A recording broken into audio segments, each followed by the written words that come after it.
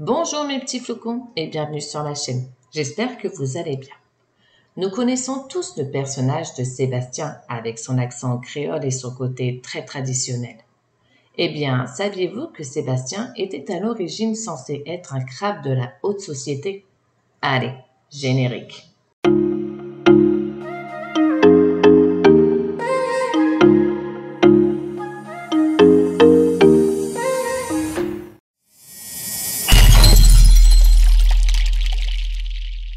Revenons un peu sur l'histoire de Sébastien, qui a été en partie dévoilée dans certains épisodes de la série de la Petite Sirène, notamment sur son enfance.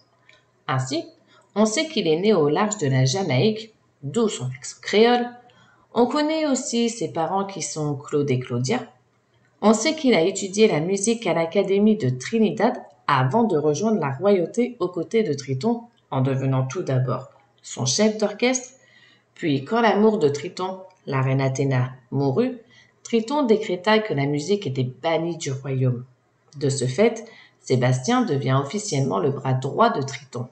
Cependant, Sébastien était secrètement chef d'orchestre d'un club de musique clandestin, le Club des Poissons-Chats. Quand Triton eut connaissance de ce club, il mit Sébastien en prison. Ariel, alors épris par la musique, décida de libérer Sébastien et de s'enfuir avec celui-ci. Sébastien les emmena dans un lieu bien précis, où se trouvait la boîte à musique de la reine Athéna.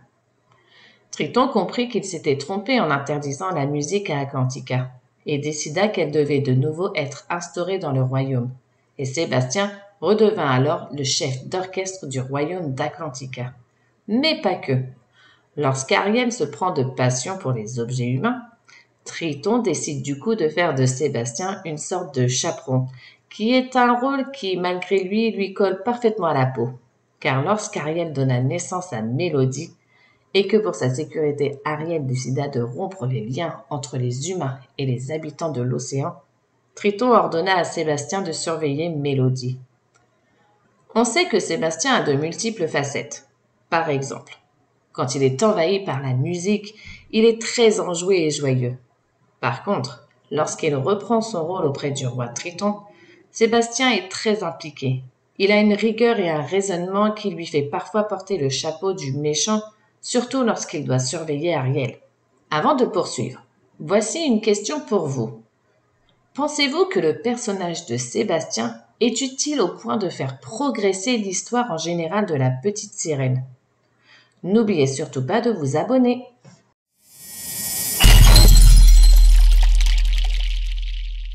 Sébastien est un personnage 100% Disney, c'est-à-dire qu'il ne fait pas partie de l'ouvrage de la Petite Sirène de Andersen dont le film d'animation est inspiré. De base, Sébastien a été nommé Clarence, et il devait ressembler davantage à la version animale du personnage de Grimsby qui est le protecteur du prince Eric. De ce fait, Clarence était un personnage chic, coincé et très britannisé. Howard Ashman, qui a produit les mélodies de la Petite Sirène, a alors suggéré à l'équipe de Disney de modifier le personnage de Clarence. Il fallait en faire un personnage plutôt amusant, tout en gardant une touche de royauté. L'équipe de la Petite Sirène ont donc décidé de recréer le personnage avec un côté plutôt jamaïcain et surtout, on le verra après, avec une voix inoubliable où les gens ne passent pas à côté, ce qui a permis notamment à Howard Ashman et Alan Menken de pouvoir utiliser des sons dans le style calypso, voire reggae, pour la chanson qui lui sera dédiée Sous l'océan, et qui par ailleurs a remporté un Oscar en 1990. C'est ainsi que Clarence fut rebaptisé Sébastien, et pour garder du coup le côté royal, ils ont voulu faire une référence au personnage d'Horatio que l'on trouve dans l'œuvre d'Hamlet. Ainsi, son nom complet est Horatio Felonius Ignatius Crustaceus Sébastien.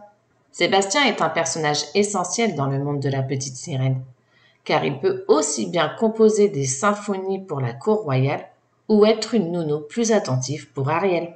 Et voilà, cette vidéo touche à sa fin. Merci de l'avoir regardée. Et comme toujours, on n'oublie pas le petit like. Sur ce, bonne journée, des bisous et ciao!